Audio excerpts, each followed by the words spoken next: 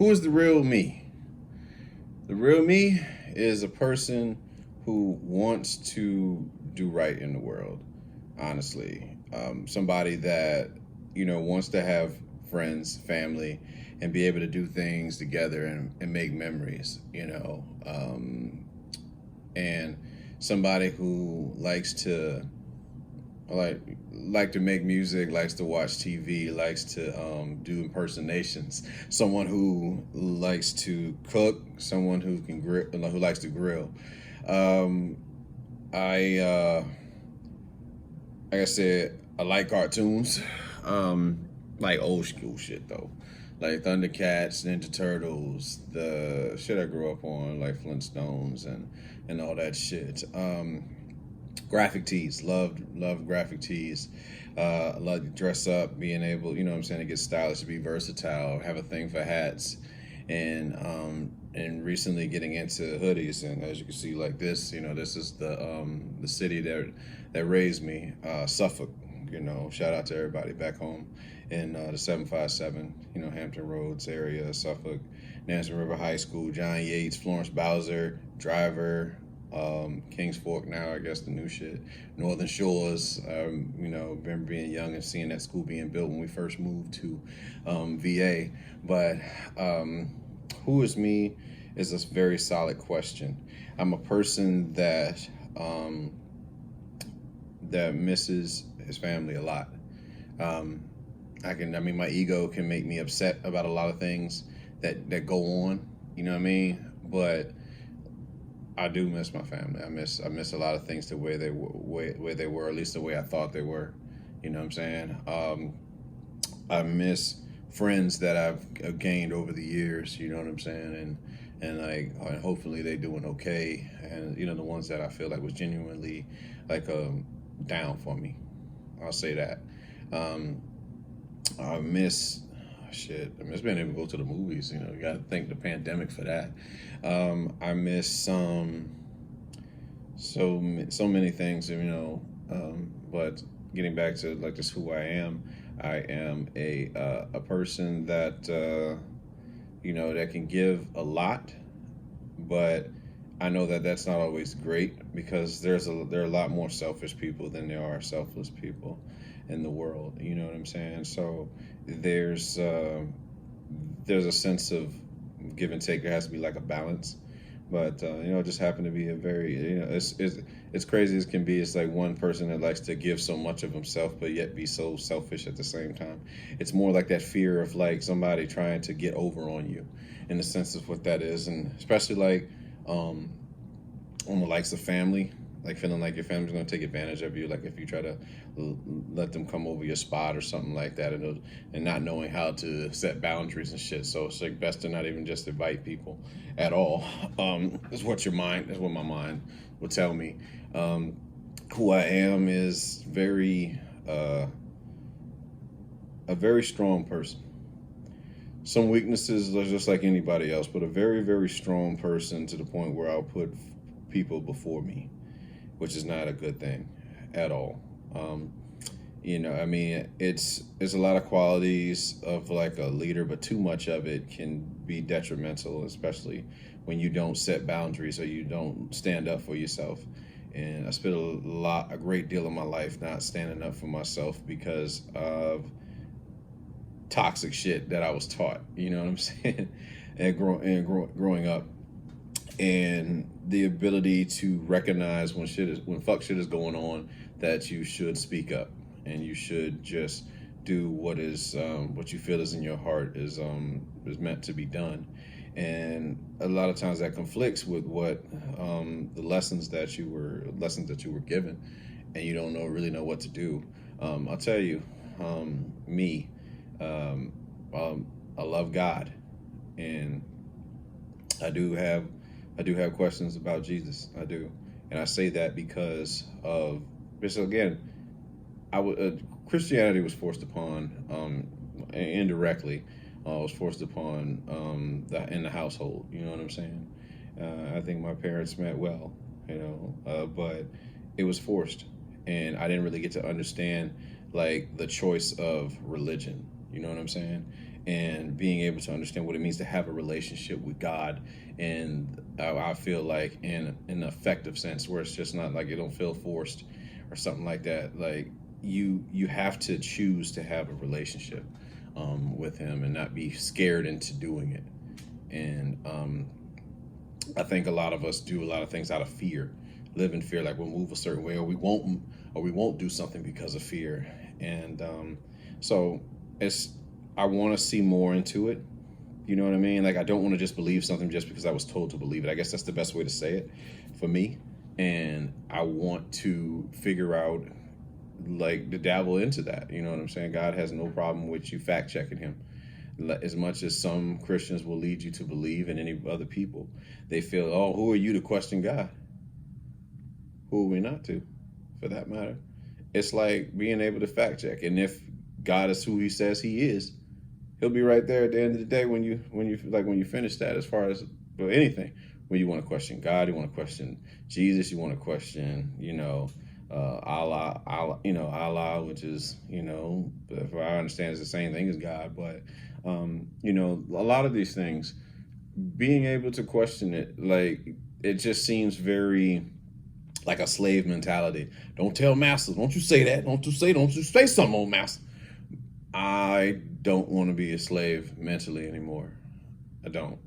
This is the real me. And real me is sometimes sad, very sad, and not always in a good mood. And sometimes, as much as I'll give like a lot of my friends and my peers the best advice I feel I can do to get them going so they can see things from a different perspective, it does not negate the fact that I do go through my own shit. I have thought about, some dark shit when it comes to my life and not wanting to be here and feeling like I wasn't loved by family, and or your family not knowing how to love you, however you want to word it. But it's just a feeling that you get. No one can tell you how to feel. You know what I'm saying? People can say they love you, but it's all about who do you show up for? And that's anybody, including me. If I ever told you I love you, but did I show up for you when you needed it? That is what's important, I feel like. And I think a lot of people say I love you to get people to say it back to them. And they don't necessarily mean that shit, Like we're so desperate to be loved in this society, or feel needed for that matter. We want love, but we want it from everywhere except from where it really counts, and that's on the inside. And I'm one of those people that kept looking for this shit elsewhere externally for a lot of my life. Was not really taught what love is. I've never been in a healthy relationship. Sorry for any other women I've ever been with. No, we were not in a healthy relationship. We were not at all. It was just something that was thrown. I put myself into to escape my own pain, and I apologize to anybody that felt like I used them or what have you. I was going through my own shit and my own pain that lived inside of my head. And I assure you, whatever you think you're saying about me, I've said it worse about myself. And it's just about like believing in yourself and forgiving yourself for some shit that happened a long time ago, or something that happened recently. It's just you keep dwelling on it, and it's just about decision making. And that's what we got to work on. We got to work on making better decisions in life, because at the time it could seem like a good decision, and you look back and see how your life could have gone a different way if you did that. The whole objective, as Tony Robbins talks about, is getting better at decision making. That's a skill that you have to do. It's not about being perfect. It's about making the best decision for your life and living with it and moving forward for it. I like, let's see, who else is me? I love to see people make it. And I love to be envious of them too. At the same time, it's like, damn, man, I really wanted that. I really wanted to make it to doing music like they are, and I know them personally. I really wanted to, own that house and all that other shit. But everything attests to doing the fucking work yourself. And that's where you have to hold yourself accountable. And I can honestly say I'm holding myself accountable for the things that I've done. Of wanting a relationship with your kid and stuff like that. You have to ask yourself, did you do everything on your side, regardless of what anybody else did, and impact the situation? Did you do everything in your power to make that relationship what it could have been? And I have to be honest with myself and say that I didn't. And it's a lot of stuff I didn't know how to do, but it is definitely a fear. Fear was a big factor. Fear was a big factor in certain things not getting done. And indecision is definitely a decision. So you want to find yourself in a place where your ego is set aside and you're just more so just concerned about just being you, and getting to that point where you're not really worried about what the world thinks of you, and how you're supposed to talk around somebody, and the state of worrying to feel accepted. And Jim Carrey talks about, like, the need to feel acceptance is what makes you invisible, and trying to be something that you're not, just so that people can, so you don't feel alone. It ultimately boils down to like this form of feeling love, and like you want to be hated for who you really are than loved for who you're pretending to be. And and everything's not for everybody. I know for sure I'm definitely not for everybody. I wanted to make myself for everybody, and I damn near drove myself crazy to the point of depression about it, or I wanted to die because I could not be everything to everybody, especially family, really family. I just wanted to make them so fucking proud of me, and I got full of, part of me got full of myself. And you learn a lot from your mistakes, so much from your mistakes, and you can just see the the the lessons that come to play when you realize, like, certain like a lot of people that don't really rock with you anymore, and you ask yourself, why is that? Or the people that that came around you and they wanted to use you, and then when they got what they needed, they bounce, and stuff like that. Or if ever they feel lonely or something like that, they know how to find you, but then once they're done with that feeling, they go back to doing what they do. You know what I mean? It's just recognizing those that are really for you and who's not for you. But ultimately, give unconditional love. Do it from the heart. When you share something with somebody, let it be truthful. Like, I don't like to talk for nothing.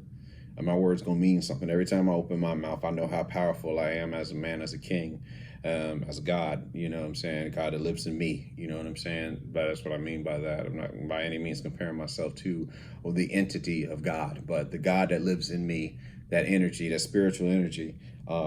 That individual knows who he is, and how powerful that he can impact lives. So being very careful with my words, and try not to tear down people, because that is emotional poison.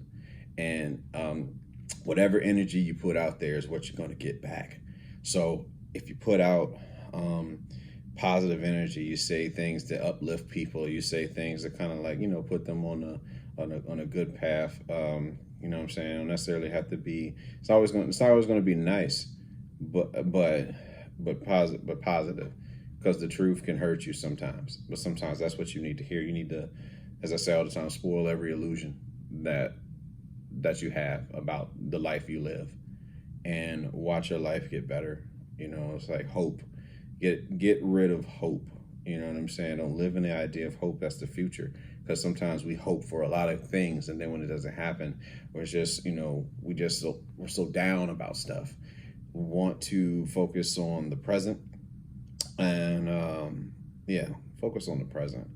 And I mean, I feel like I say all that to say that's a part of just who I am as a man, and somebody who's very highly flawed.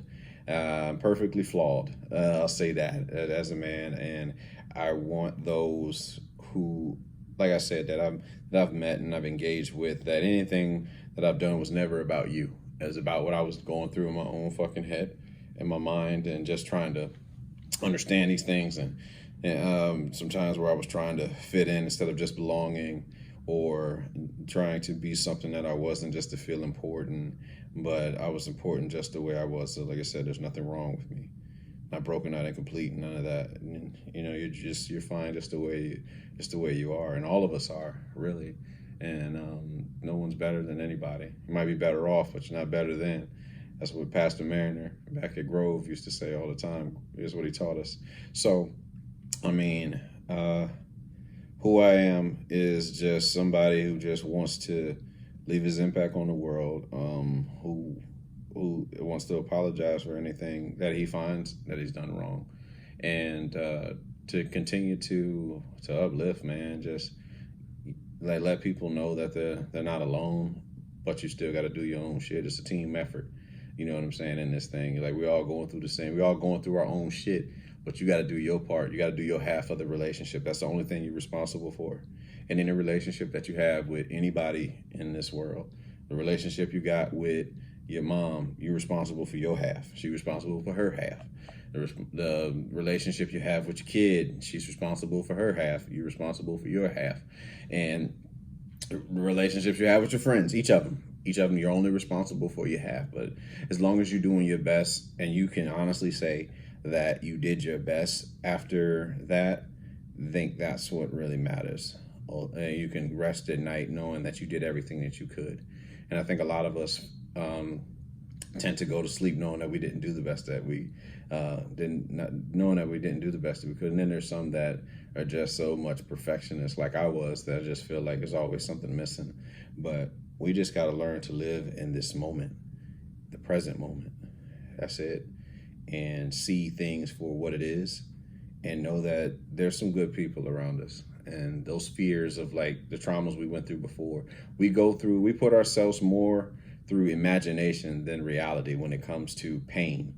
You know what I'm saying? It's like the idea that, fuck, man, he might hurt me if I allow myself to go there with him. I'm gonna get my feelings hurt. Or, man, if I take a risk on this girl, she might fucking hurt me like the last one did. Everything is all about imagination, but you never know unless you go through with it.